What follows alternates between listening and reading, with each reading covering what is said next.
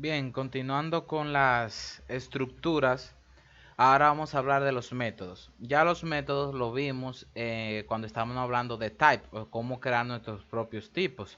Entonces, una estructura es un tipo que nosotros creamos, o sea, es del tipo estructura, pero con nuestra configuración. Así que los métodos también se aplican a las estructuras. De manera normal, como vimos en el video de type, para agregar un método a un tipo, simplemente creamos igual como si fuera una función. Lo único que antes del nombre de la función agregamos un recibidor, el cual recibe una variable del tipo al que se va a asociar este método. Entonces aquí yo estoy declarando un método que se llama área. Bueno, primero aquí arriba declaro una estructura de tipo rectángulo que tiene dos campos, ancho y alto, de tipo float 64. Y aquí le estoy asociando el método que se llama área, que calcula el área del rectángulo. Aquí abajo declaro dos variables de tipo rectángulo, las inicializo con el literal y le doy los valores de 12 y 2 para su ancho y alto, y al segundo le doy 9 y 4. Y aquí simplemente calculo el área, porque recuerden que aquí nos retorna este método, nos retorna directamente el valor de multiplicar el ancho por el alto. O sea que lo podemos imprimir directamente usando un print line. Guardo, corro.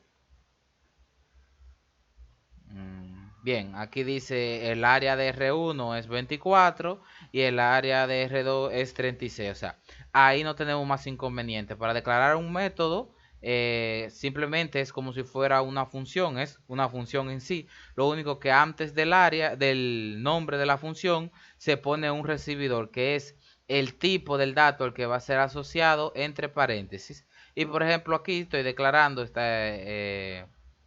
variable R, que es de tipo rectángulo, para que se asocie, y la R nos permite de una vez tener acceso a los campos del objeto que invoque este método. Por ejemplo, aquí vimos R1 invocó a área. Entonces, cuando venimos aquí al método, este ancho y este alto son lo que pertenecen a R1 y asimismo R2 tenía su respectivo ancho y alto.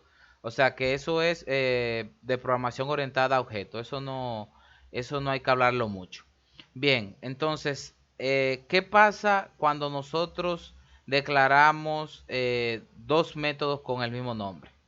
Aquí estoy declarando otra estructura llamada círculo, el cual tiene como campo un radio que es de tipo float 64. Y aquí abajo estoy declarando otro método también llamado área, y la estoy asociando a la estructura círculo. Ustedes dirían, pero tú estás declarando dos métodos con el mismo nombre en el mismo ámbito. ¿Qué pasa ahí? Bien, como ustedes saben, el ámbito de la variable que hablamos en un video anterior, o sea, no dimos un video exactamente de eso, pero se lo expliqué. Y hay un video por ahí muy bueno de un amigo que también está haciendo un curso de Golang que explica muy bien el ámbito de la variable. Cuando creamos una variable, su ámbito, su vida está dentro de la llave donde se declaró.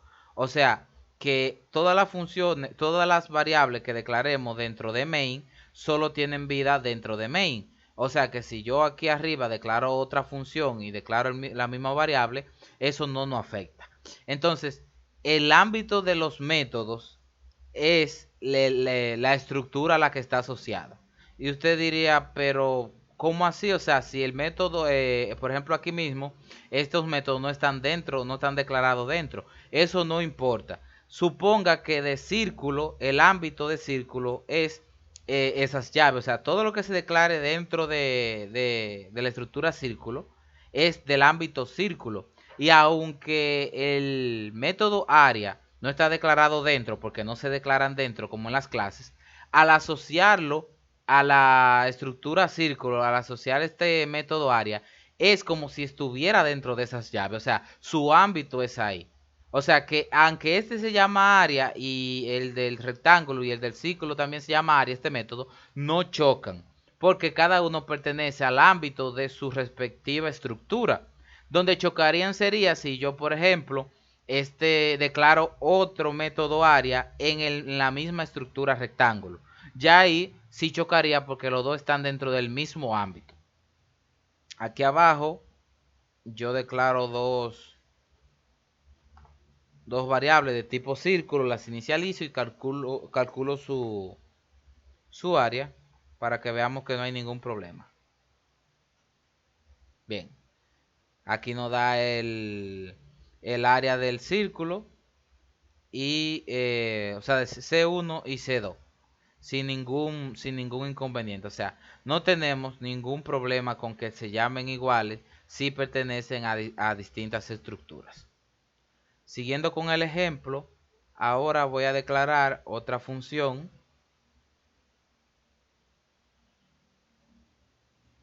Hasta aquí. Ok. Ahora estoy declarando otra función que se llama incrementar o inc. Y se la estoy asociando al rectángulo. Este método lo que hace es que recibe un entero, eh, recibe un float y multiplica el ancho y el alto por ese float. O sea, lo incremento. Como lo multiplico por su ancho y por su alto, se incrementa proporcionalmente. Entonces, yo lo que hago en esta función es que retorno un rectángulo recuerden que aquí estoy recibiendo los valores del rectángulo que invoca este método, entonces lo multiplico por el i que me pasan como parámetro y retorno un rectángulo nuevo con esos valores aplicados. Entonces, aquí abajo yo lo estoy utilizando. Si ustedes se fijan, aquí simplemente estoy imprimiendo R1 para que veamos su valor antes de ser incrementado. Y aquí estoy diciendo R1 es igual a R1 incrementado a 10. Como ustedes saben, estoy aquí arriba retornando un rectángulo, por lo cual debo utilizar el signo de igual para recibirlo y el mismo R1 es la variable en lo que lo guardo. Y luego imprimo a R1 para ver sus valores. Guardo. Ok, este errorcito es porque esto es un comentario. Ok, lo corro sin problema. Aquí está R1 antes de incrementarlo, que valía 12 y 2. Y luego de incrementarlo 10 veces vale 120 y 20, su ancho y su alto.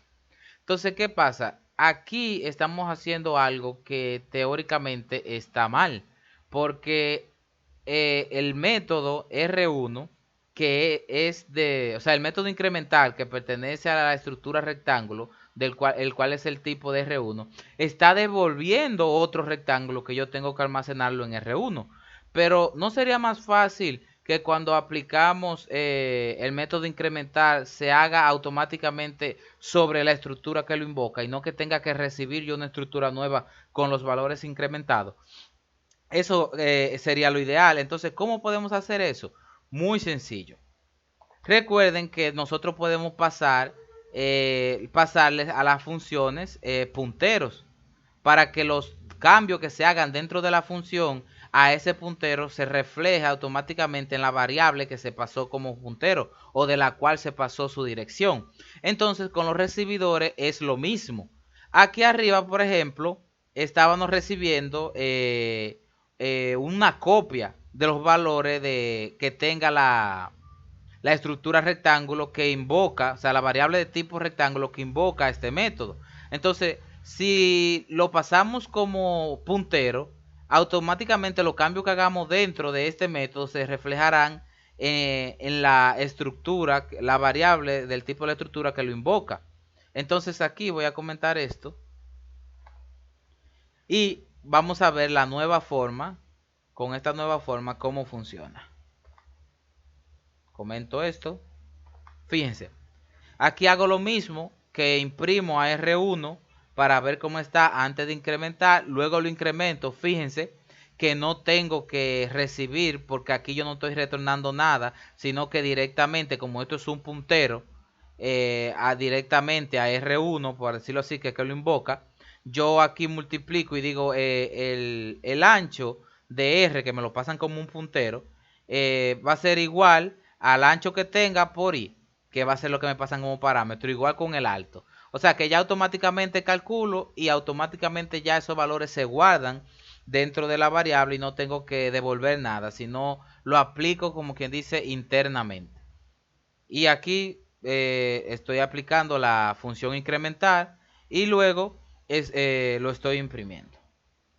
Guardo, corro, fíjense, sin problema. Aquí lo imprimo antes de incrementar y luego de incrementar. Y es mucho más fácil y también desde el punto de vista de diseño es lo que hay que hacer.